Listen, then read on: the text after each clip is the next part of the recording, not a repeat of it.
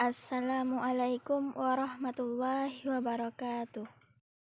Saya Dia Marsandra dengan NIM 2014080008, jurusan Tadris IPA Fisika A 2020, Fakultas Tarbiyah dan Keguruan UIN Imam Bonjol Padang.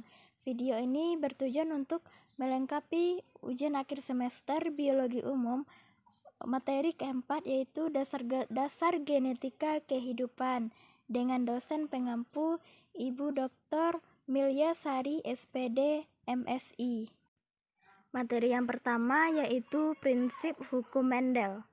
Hukum Mendel terbagi dua, yaitu hukum Mendel 1 dan hukum Mendel 2. Hukum Mendel 1 prinsipnya yaitu segregasi bebas atau hukum pemisahan gen.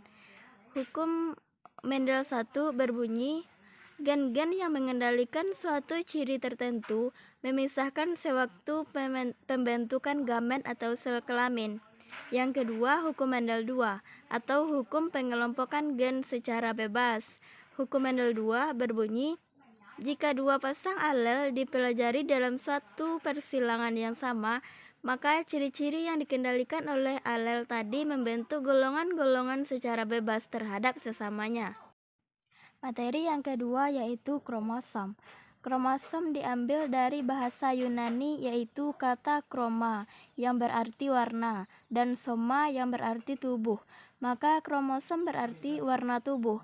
Penggunaan nama tersebut digunakan karena kromosom menentukan sifat fisik yang dimiliki oleh individu.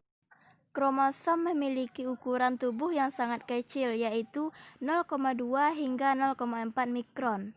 Bukankah menakjubkan, hal yang sangat kecil dapat memberikan tubuh yang indah seperti yang kita miliki sekarang. Fungsi kromosom yang utama adalah untuk memastikan bahwa DNA tetap berada di tempatnya saat terjadi pembelahan sel sehingga bisa berbagi rata antar sel. Poin yang ketiga yaitu DNA dan RNA. DNA memiliki dari berbagai sebuah polimer. Polimer memiliki beberapa satuan berulang atau nukleotida. Dalam setiap nukleotida atau satuan berulang yang di dalamnya polimer memiliki 3 komponen, yaitu gugus fosfat, gula deoksiribosa, dan basa nitrogen.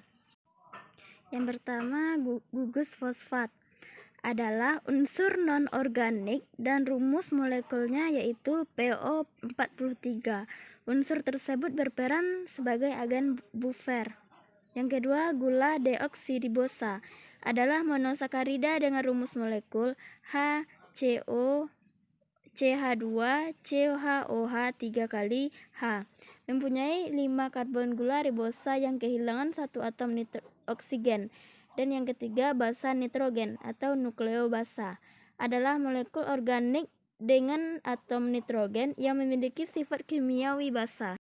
Fungsi DNA adalah membawa informasi genetik, memiliki peran dalam pewarisan sifat, dan mengekspresikan informasi genetik. Yang kedua yaitu RNA.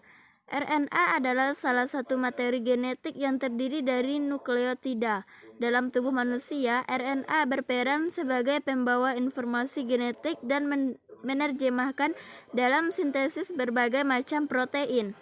Fungsi RNA yaitu berperan dalam proses sintesis protein. RNA terdiri dari adenin, guanin, sitosin, dan urasil. Materi yang keempat yaitu proses sintesis protein. Sintesis protein adalah proses pembentukan protein yang melibatkan DNA sebagai sumber materi genetik pengkode berbagai asam amino yang akan diolah menjadi rantai polipeptida. Proses sintesis protein terbagi menjadi dua, yaitu yang pertama, transkripsi adalah proses penyalinan informasi DNA kepada mRDNA. Proses ini terjadi dalam nukleus dan dikatalisasi oleh enzim RNA polimerase. Proses transkripsi terbagi menjadi 3. Yang pertama, inisiasi atau pemulaan. Yang kedua, elongasi atau pemanjangan.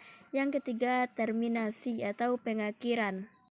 Proses sintesis yang kedua yaitu translasi adalah proses sintesis polipeptida dari mRNA untuk menentukan urutan-urutan asam amino yang akan membentuk suatu protein terjadi di ribosom. Proses translasi dibagi menjadi dua, yaitu yang pertama inisiasi atau pemulaan, dan tahap translasi yang kedua yaitu elongasi atau pemanjangan. Materi yang kelima yaitu organisme alami yang memiliki sifat atau karakteristik yang diinginkan. DNA diekstraksi dari organisme tersebut. Gen yang diinginkan harus ditemukan dan disalin dari ribuan gen yang diekstraksi. Gen dapat dimodifikasi sedikit bekerja dengan cara yang lebih diinginkan. Gen baru dikirim ke sel organisme penerima, meningkatkannya dengan cara pemulihan.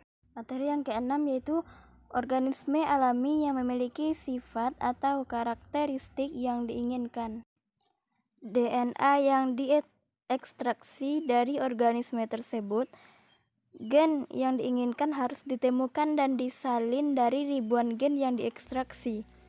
Gen dapat dimodifikasi sedikit bekerja dengan cara yang lain yang lebih diinginkan.